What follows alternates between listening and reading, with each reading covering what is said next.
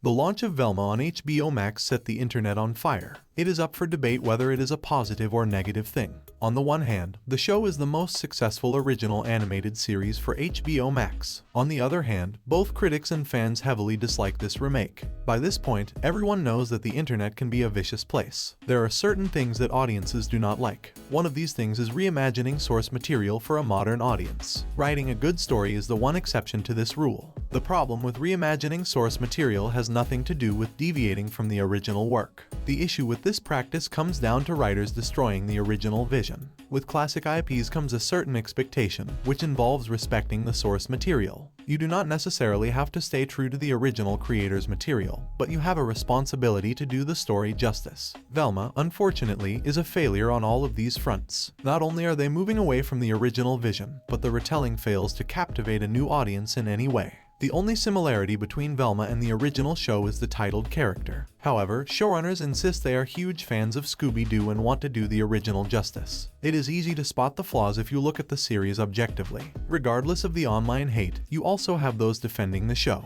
These defenders view the series as an independent piece of art standing on its own. Critics push back on this point by stating that if this is how you feel, you should name the series something different and let it stand on its own.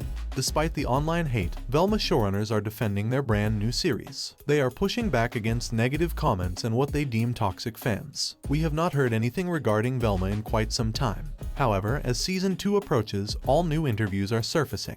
The promotion for Season 1 of Velma was simple. Create as much controversy as possible. Attacking the fans is the easiest way to accomplish this goal.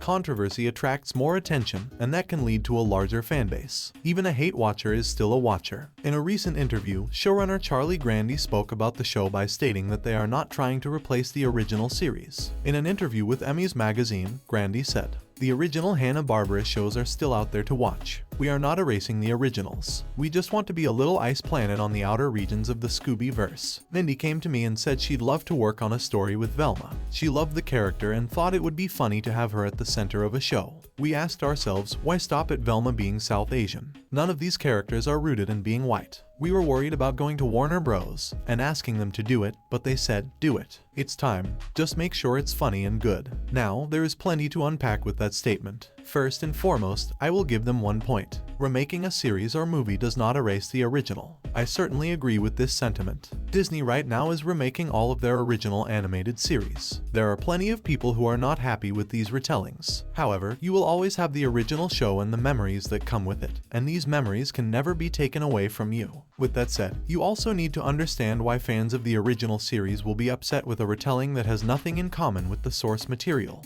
The second point that Grandy makes is also very telling. One of the biggest criticisms of this show is the self-insertion of Mindy Kaling. Many people feel like Mindy is not playing Velma. Instead, Mindy is just playing herself using the name Velma. Considering that this version of Velma is nothing like the original, I believe that. Then the writers also decided to swap out the other characters' races, except for Fred. I am very open about how I feel about race swapping. Personally, I have no issue with this. If the story is good, I do not mind. However, plenty of people care and the story could be better. In addition to this, showrunners are doing the impossible. They are angering both sides. Sometimes, when trying to pander, you end up on the wrong side of those you represent. Not only is Velma facing backlash for race swapping, but they are also facing backlash from the other side for stereotyping South Asian women. With Season 2 of Velma confirmed, the big question is, can they win the fans back? You might be asking yourself why they need to win fans back. The show is the most successful cartoon series on HBO Max. They are streaming to millions of people all across the internet. I likely don't have to point this out, but these numbers are more complex than you might think. Most of the original viewer base comes from curiosity and hate watching. The audience score for this show is 9%. We can assume that those who watched the show during Season 1 will not return for Season 2. This means that the show needs to attract an all-new fanbase. This is a challenging task to accomplish. To win Velma fans back, profound narrative changes are required to the series. It is simply too hard to make those changes at this point. Fans likely will only give them a second chance if they make these changes. Their only hope now is to further capitalize on the hate and hope you can attract that same audience. In most cases, these writers and showrunners do not care about longevity. Getting an animated series on HBO Max is the height of their career or the best payday they had in a long time. All you need to do is bait fans, get them to watch, and cash out. Writing great series that last for many years can be very profitable. However, sometimes you need to acknowledge your shortcomings. Once you have accepted this, you can rage bait a few people, take the money, and run. This is what they are trying to do here. Overall, it is tough to know precisely how this will play out. Only some spend their time on Twitter and YouTube, and it is on these platforms where most of the distaste for the show lies. You might only know about this controversy if you spend a few hours online. HBO Max has 100 million subscribers, and all they need to do is push this series to their front page. Those unaware of the lousy publicity will click and watch, not knowing what they are getting into.